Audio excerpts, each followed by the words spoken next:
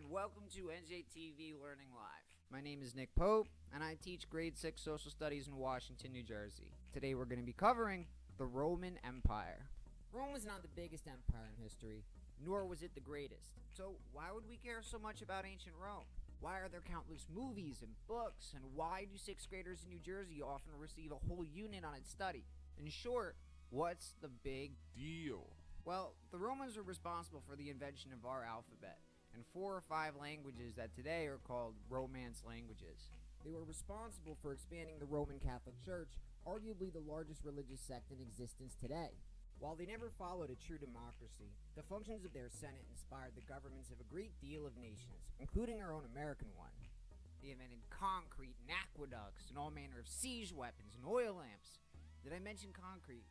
At their height under the Roman Emperor Trajan in 117 AD, they controlled half of Europe, the Middle East, and virtually all the Mediterranean. And with that conquest, they spread all manner of culture and technology, shaping many of the countries of Europe. Hundreds of years later, when European countries captured territories on virtually every continent except Antarctica, the Roman contributions to these nations would be seen around the world. And so that is why ancient Rome is a big deal. The foundations of the house or hotel or hostel you're watching from, even the very language of this program, has all been inspired in one way or another by contributions of the Roman Empire. The Roman Republic and later the Roman Empire existed from 753 BC until the 5th century AD, and that's not counting the Byzantines. But this poses a problem. How am I going to cover 1,000 years of Roman history and its legacy in 55 minutes? In the words of Julius Caesar, it is easier to find men who are willing to die than to endure pain with patience. Let's see who we can find.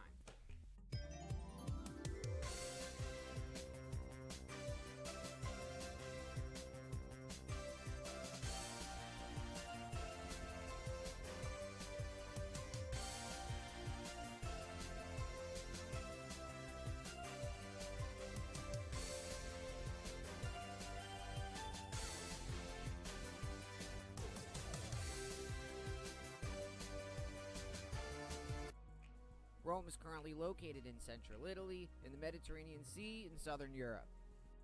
According to myth, ancient Rome began in 753 BC with the legendary brothers Romulus and Remus. Abandoned as children and raised by a mother wolf, the two boys would grow on to overthrow the evil king of Rome and become the bona fide and just new rulers of the city. But not before Romulus would first kill Remus over the name of the city. Hence the name Rome. Rome would go on to have 7 kings before inspirations from the Greeks led to a kind of democracy. It was never truly democratic, as lower class Romans known as plebeians never really got a full say in elections. However, they did receive a voice from a position that was created known as tribune. The tribune would speak on their behalf, while people known as senators would speak mostly on the behalf of upper class Romans, known as patricians. Senators would also choose 2 politicians each year, known as consuls, who would serve almost as co-presidents. Instead of having one man hold executive authority over the government, 2 different men would hold each other in check by each having the option to veto the other's decision if they didn't like it. This system of government was known as a republic, and it would last for well over 500 years. I mean, this is a lot to wrap my head around. Unlike all nations, there were a lot of good things, a lot of bad things that happened along their run in this first half of Roman history. Let's take a break.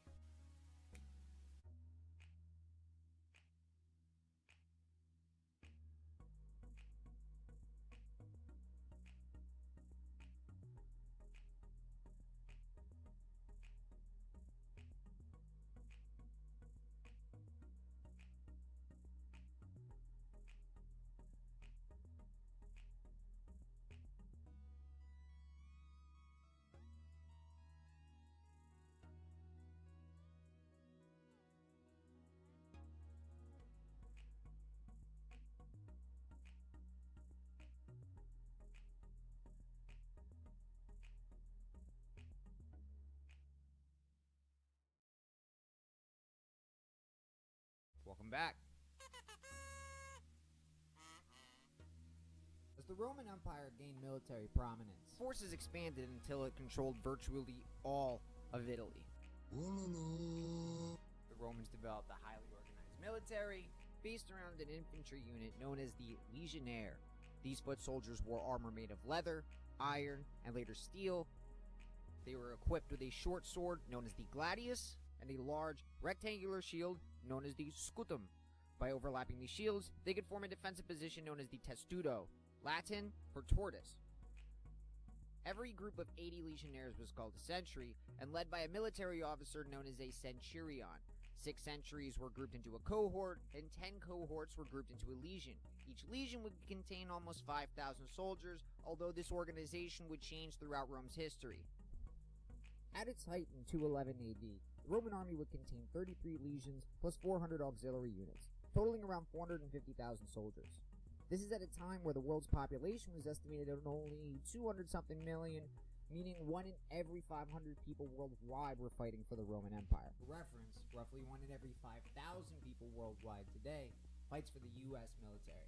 For people living in that period of antiquity, the Roman Empire would have seemed 10 times as large as the U.S. military does today to us.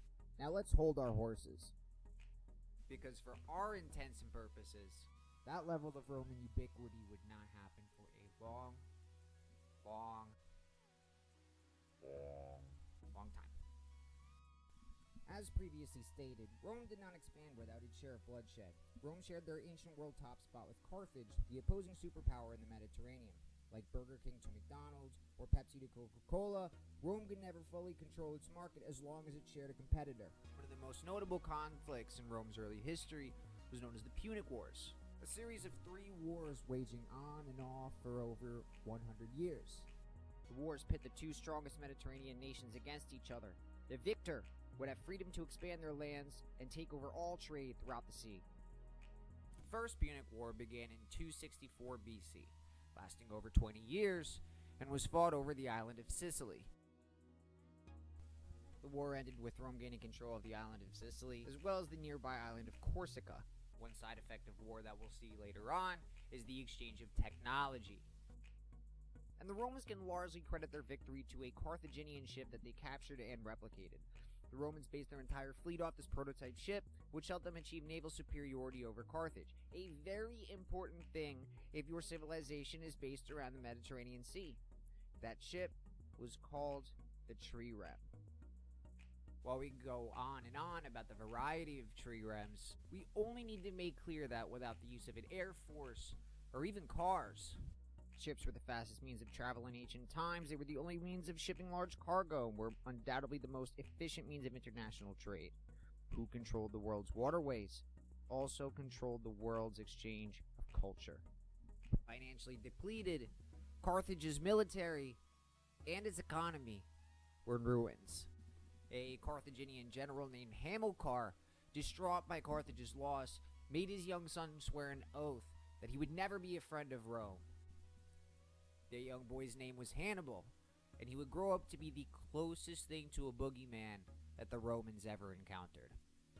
23 years after Carthage's defeat, a now grown and now general Hannibal marched an army from Spain to Italy through the Alps. Most notable of Hannibal's military units were his roughly 60 war elephants. The Second Punic War was well underway. Hannibal's army ravaged Italy, destroying town after town and capturing thousands of Romans into slavery. It's worth noting that the Romans too practiced slavery, and history is almost always written by the victor. Despite Hannibal's successes in Italy, he did not have the manpower to take the city of Rome. And unfortunately for Carthage, disaster struck in the 4th quarter. In a last-ditch effort to draw Hannibal away from Italy, the Roman general and politician Scipio led an attack on the city of Carthage itself. Rome achieved victory yet again, this time gaining control of Spain. The Third Punic War, starting roughly 50 years later, can hardly be seen as anything but a now powerful Rome finally taking out its biggest competitor. One aspect of Rome's painfully harsh treaty that they signed with Carthage after the Second Punic War was that Carthage could never declare war on another country without Rome's involvement. or permission, or whatever you want to call it. Regardless, Carthage by this point was so weak that it had virtually no say in this treaty. After Carthage declared war on neighboring Numidia, Rome seized the opportunity to make this Carthage's last infraction. Rome besieged the city for 2 years. Once inside, they utterly eliminated it. Carthage's surviving residents were sold into slavery, and the city was seemingly wiped from the face of the earth. For many years, its former location in North Africa could only be estimated. That same year, Rome began a campaign to defeat Macedonia, their second biggest competitor in the former empire of Alexander the Great. They won. And there you have it. 500 years after Rome was founded, they gained access to the whole of the Mediterranean and the seeds to start an empire. We're less than 200 years away from the official start of the Roman Empire. Let's take a brain break and reflect on what we've learned so far.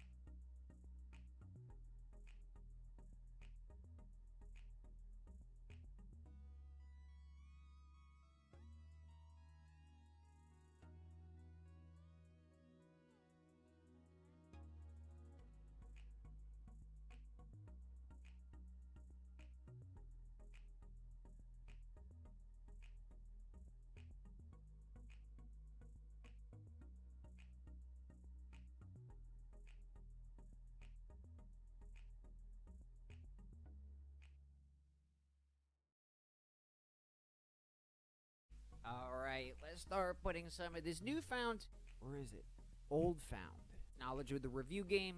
Unfortunately, the pin at the bottom of the screen will not work, but please play at home. 20 questions on the clock. We'll start right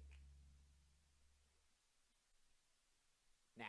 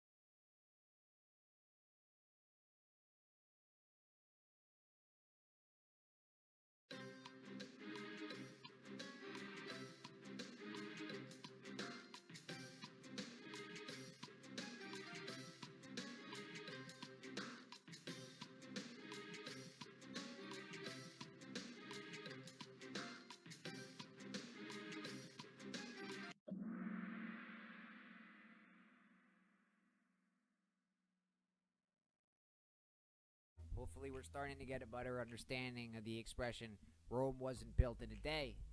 100 years after the end of the Third Punic War, Roman territory and power had greatly expanded.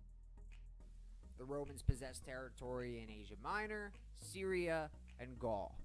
And Gaul was what they called France. What's the deal with that? The Romans even attempted their first invasion on the island of Britain with an army led by the Roman general Julius Caesar. Julius Caesar came from an arguably upper-middle-class family, and like many Roman officers, began his career at an early age. Throughout the Republic's history, generals also often served as politicians, and eventually all the power in Rome was consolidated and shared between just three men. Known as the First Triumvirate, the leadership of Rome's territory was split between Julius Caesar, Pompey the Great, and Marcus Crassus.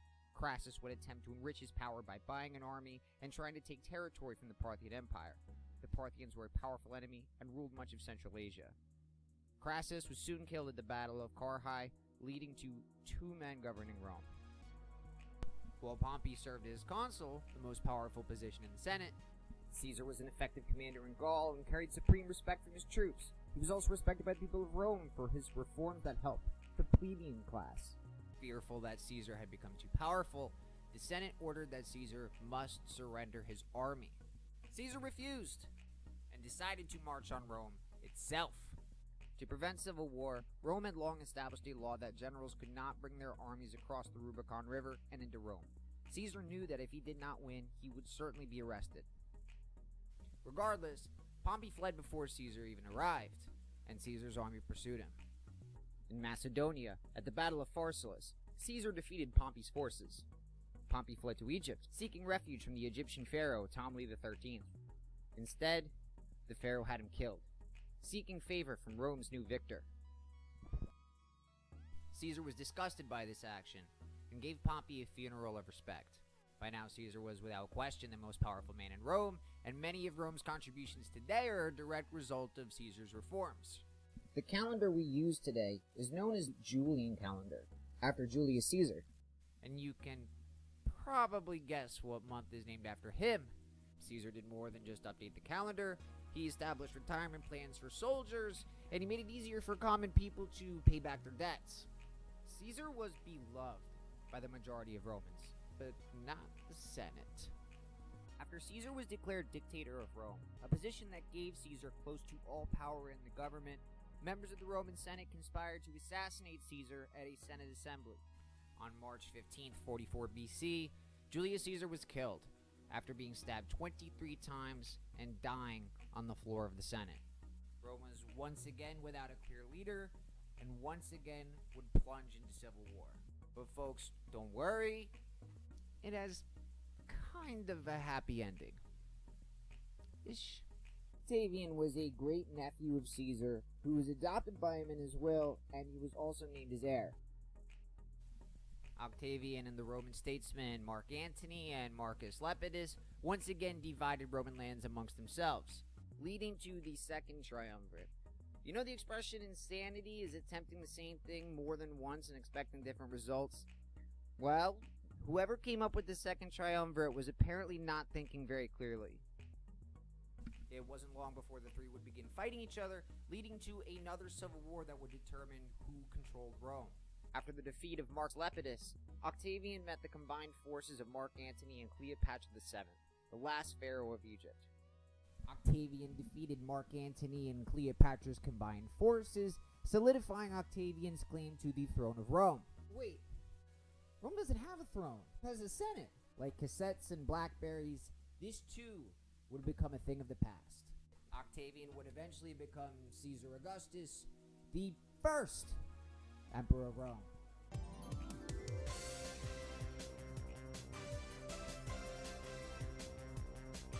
Augustus wasn't only the first emperor of Rome, he's often considered by historians as one of the best, making peace with Parthia and expanding Roman land even further.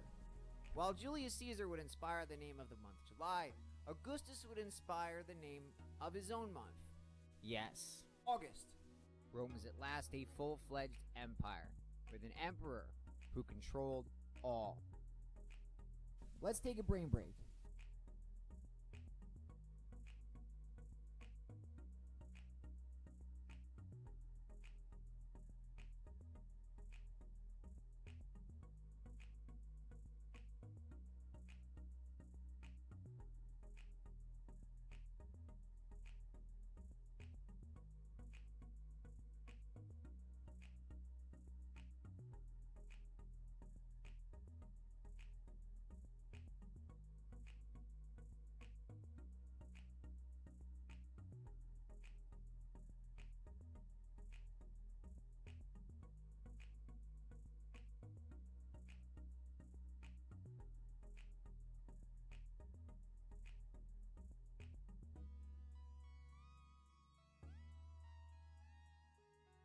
Over the next several hundred years, Rome would host a variety of emperors with total control.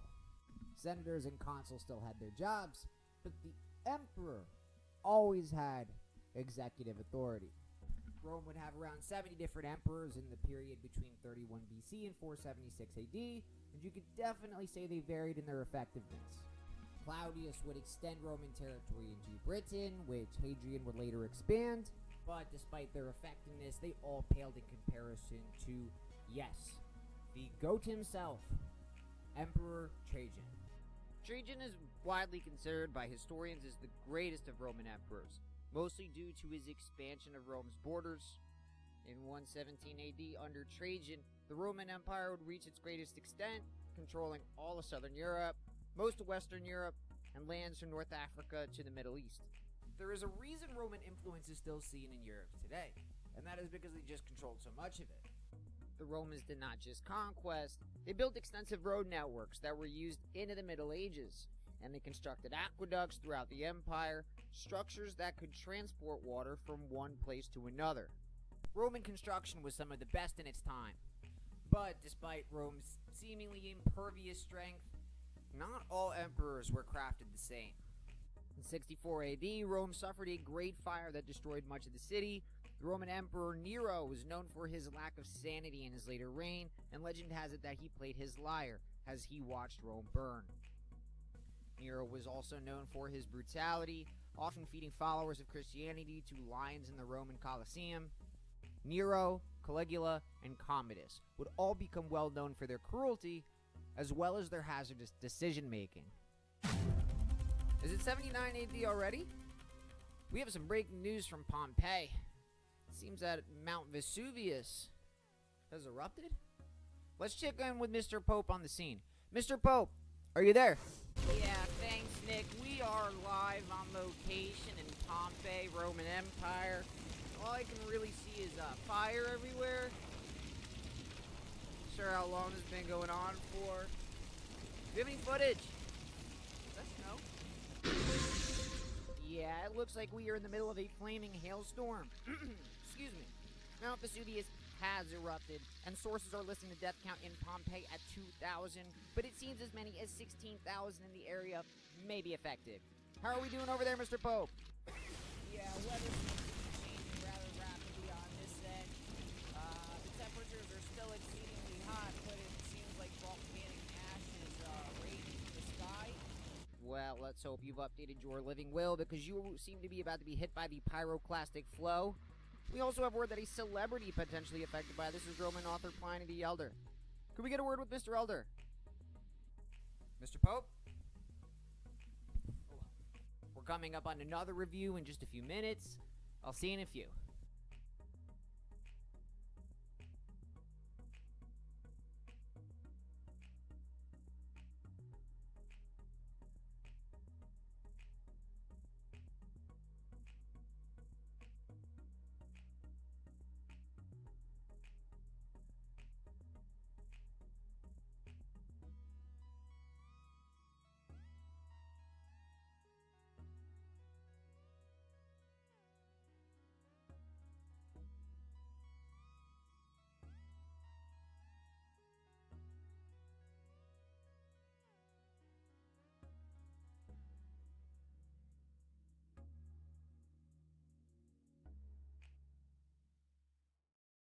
Let's go ahead and get started on our second review.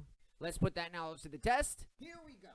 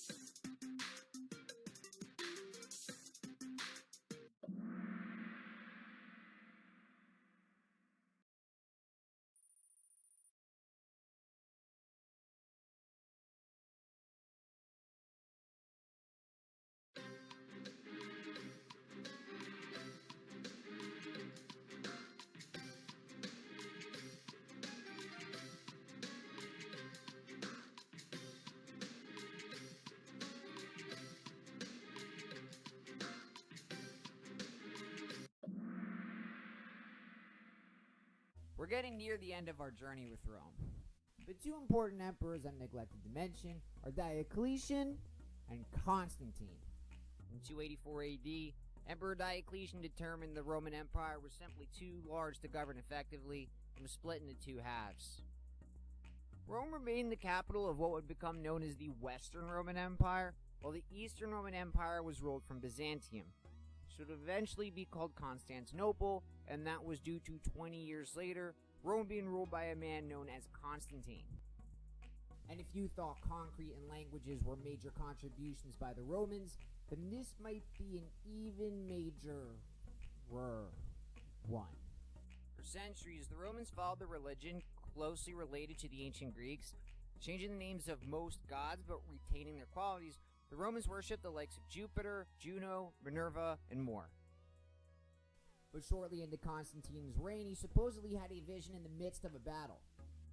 Seeing a glowing cross floating in the sky, Constantine soon had his troops fighting under the sign of the cross, and after victory, he became somewhat convinced of Christianity's legitimacy.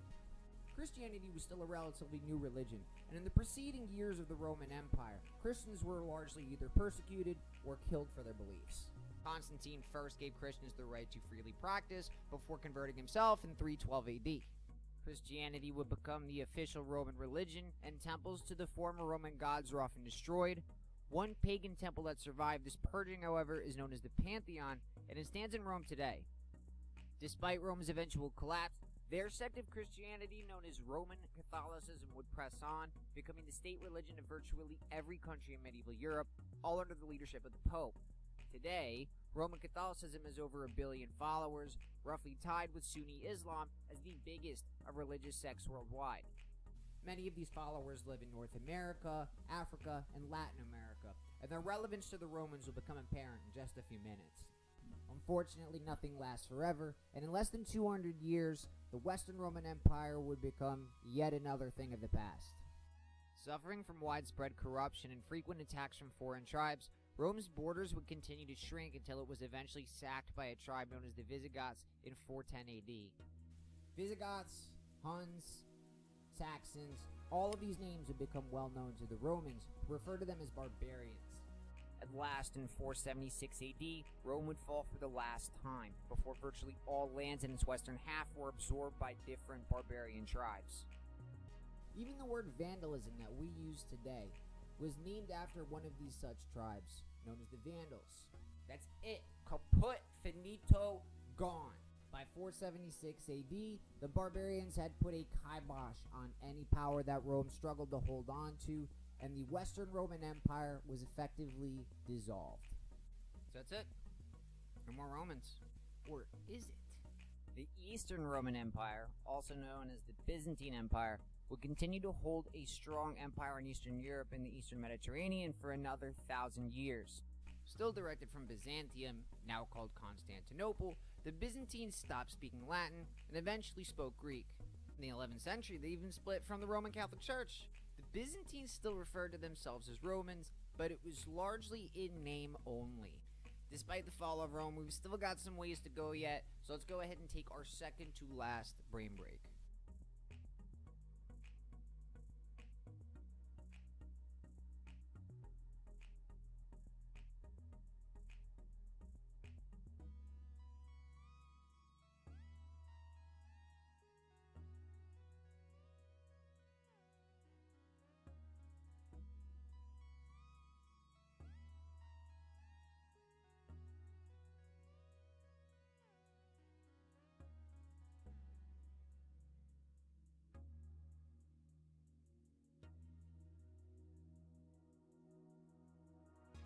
So far we've covered how the Romans exerted their influence on surrounding areas, but why are they still influential today? Well, first of all, Romance languages derived from Latin, which was the language of the Romans. Italian, French, Spanish, Portuguese, and Romanian all share similarities, and they all developed as locals interacted with Roman soldiers and traders. The alphabet used by the Romans, though amended since their time, is still used today by countless languages, including English. 1,000 years after Rome's collapse, several European powers began taking over lands in North America, South America, Africa, Australia, and Asia. As a result, Roman Catholicism remains the biggest faith in Latin America. English is not a Romance language, and the English stopped practicing Catholicism by the time they became an empire. They still followed Christianity, which would have never happened without Roman influence, and the English alphabet is derived from the Latin alphabet. This is all with failing to mention that all of these countries still to this day continue to use the Julian calendar. Today, at least 800 million people worldwide speak a Romance language, and around 400 million speak English. In language and faith alone, these are just two ways that Roman influence is still seen today. The Romans were also master builders, and the resources and manpower they possessed led to huge developments in construction. When a civilization is focused on just feeding its people, it's really hard to make developments in science and technology. The Romans at their height would have possessed countless resources and manpower, giving them the ability to follow any academic pursuits they wanted. As stated before, the Romans developed concrete and aqueducts. They even used methods of underwater construction. And the Eastern Romans even developed an early form of napalm. This would become known as Greek fire. Alright folks, almost there. Let's take one more chance to reflect on Rome's legacy before we begin. At last, our final review. Time for a brain break.